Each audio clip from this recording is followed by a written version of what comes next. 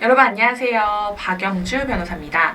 여러분 오늘은 스터디에 대한 이야기를 해보려고 합니다. 스터디라는 거는 잘만 활용하면 공부의 효율을 높여줄 수 있는 좋은 시스템이라고 생각을 하고, 제가 스터디를 하면서 좋았던 스터디의 종류와 활용 방법에 대해서 여러분들에게 한번 말씀을 드려보도록 하겠습니다. 첫 번째로는 생활 스터디입니다. 스터디는 공부를 같이 하는 스터디도 있지만 말 그대로 생활을 같이 하는 스터디도 있잖아요. 저는 공부를 혼자 하다 보니까 자꾸 좀 늘어지게 되고 스케줄이 조금씩 뒤로 밀린다는 생각을 했었기 때문에 이 생활 스터디를 활용해서 내가 좀 게으름을 피우는 시간을 원천적으로 차단을 하는 게 좋겠다라는 생각이 들어서 아침 시간에 생활 스터디를 굉장히 많이 했었어요. 생활 스터디가 출석 체크만 하는 스터디도 있고, 요즘에는 줌으로 같이 공부하는 거를 보면서 하는 그런 스터디도 있다고 하더라고요. 제가 했던 거는 같은 독서실을 다니는 사람들끼리 모여서 아침 9시부터 10시 반까지 공부를 같이 하는 생활 스터디였습니다. 이 스터디를 하다 보니까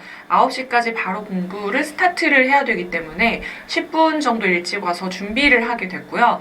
나중에는 경쟁심 같은 게 생겨서 8시 반까지 와서 공부를 하기도 하고, 아침에 좀 졸리기도 하고 잠이 안 깨기도 하는데 스터디를 하니까 잠도 잘 깨고 집중도 잘 되는 그런 느낌을 받았습니다.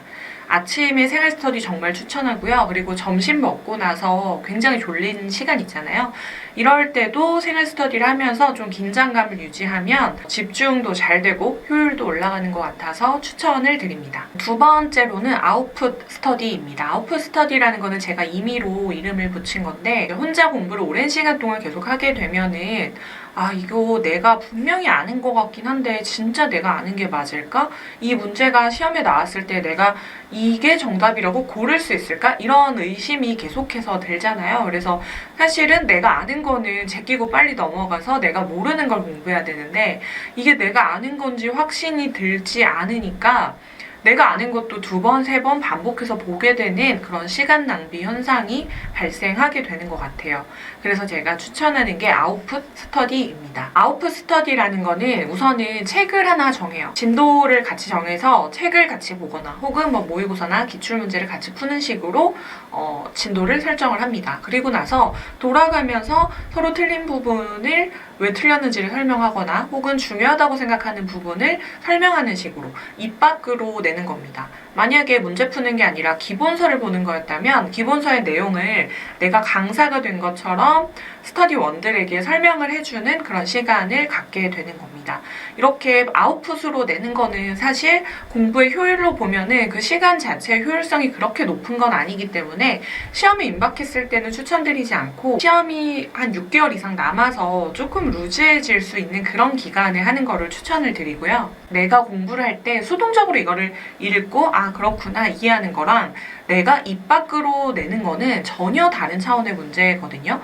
내가 입 밖으로 내서 설명을 할 수 있을 정도면 그거는 정말 내가 100% 아는 거라고 확신을 하셔도 될 정도로 내가 이해도 충분하고 암기도 충분히 됐다라는 거를 뜻하고요. 내가 충분히 안다고 생각했는데 설명이 제대로 되고 있지 않다면 이해 또는 암기 둘 중에 하나에 문제가 있다는 거니까 이거는 조금 더 열심히 공부를 해서 봐야 되는 부분이라고 할 수 있습니다. 그래서 이 스터디를 통해서 내가 아웃풋으로 소리를 내서 이야기를 했을 때 이거는 정말 내가 잘 아는 거구나, 혹은 내가 잘 안다고 생각했는데 이 부분은 잘 모르는 것 같으니까 조금 더 내가 복습과 예습을 해야겠다라는 부분을 분리할 수 있기 때문에 초반에 스터디를 하기에 굉장히 좋은 방법이라고 생각을 하고요. 내가 입 밖에 냈을 때 입 밖에 내서 설명을 한 거는 웬만하면은 잘 까먹지 않아요. 암기의 효율이 굉장히 좋아지기 때문에 내가 스터디를 하면서 설명을 했던 부분은 나중에 암기의 효율도 굉장히 좋고요. 이 스터디를 준비하면서 긴장이 되잖아요. 발표라는 거는 한국 사람들은 발표에 대부분 긴장을 하고 걱정을 많이 하기 때문에 훨씬 더 집중을 해서 공부를 하게 됩니다. 그래서 이 스터디를 준비하는 동안에 그 긴장감이 공부의 효율을 올려주기도 하고요.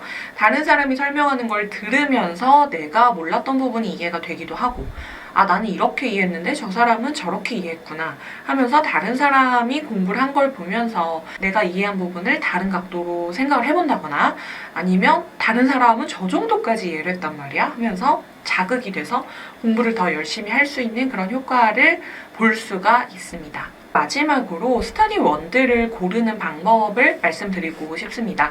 스터디가 사실 종류도 너무 많고 모르는 사람들하고 같이 할 수도 있고 아는 사람들하고 같이 할 수도 있기 때문에 이 스터디에 들어갔을 때 내가 도움이 될지 안 될지를 판단하기가 어렵잖아요. 내가 공부를 처음 시작하는 분이라고 한다면 나보다 공부를 오래 한 사람들이 있는 모임에 들어가시는 게 좋습니다. 내가 아직 방향성도 정하지 못한 상태고 뭐가 중요한지도 잘 모르는 상태이기 때문에 그런 사람들이 공부하는 걸 옆에서 보면서 아, 책은 이게 좋구나, 강사는 이게 좋구나, 시험의 경향이 이렇구나 이런 거를 귀동량으로 듣기만 해도 많은 도움이 되기 때문에 나보다 공부를 오래 하신 분들 혹은 합격하신 분들이 꾸린 스터디를 들어가시는 게 좋습니다. 내가 공부를 한 기간이 오래되신 분들 혹은 아깝게 시험이 떨어지신 그런 분들이라면 같은 수준에 있는 사람들하고 공부를 하시는 것보다는 오히려 처음 공부를 하는 사람들하고 스터디를 꾸려서 내가 이 사람들에게 나의 지식을 좀 전달해 줄 수 있고 가르칠 수 있는 스터디를 하시는 게 좋습니다.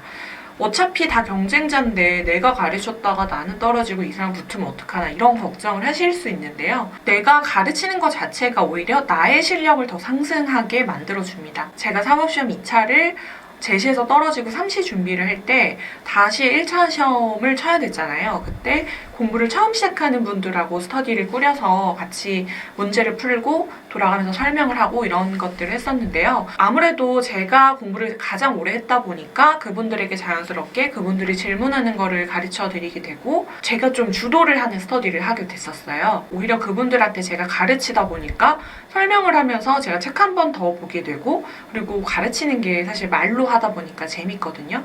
공부에 좀 흥미가 떨어질 법한 그 시기에 다른 사람들에게 좀 내 지식을 나눠주고 가르치다 보면은 흥미도 생기게 되고 집중도가 좀 올라가게 되는 그런 현상을 느끼실 수가 있습니다. 그래서 내가 공부를 처음 하신다면 오래 한 사람들과 오래 했다면 처음 하신 분들과 이렇게 섞어서 스터디를 만드시는 게 좋고요. 처음 하는 사람들끼리 모여있으면 갈피를 잡기가 어렵고요.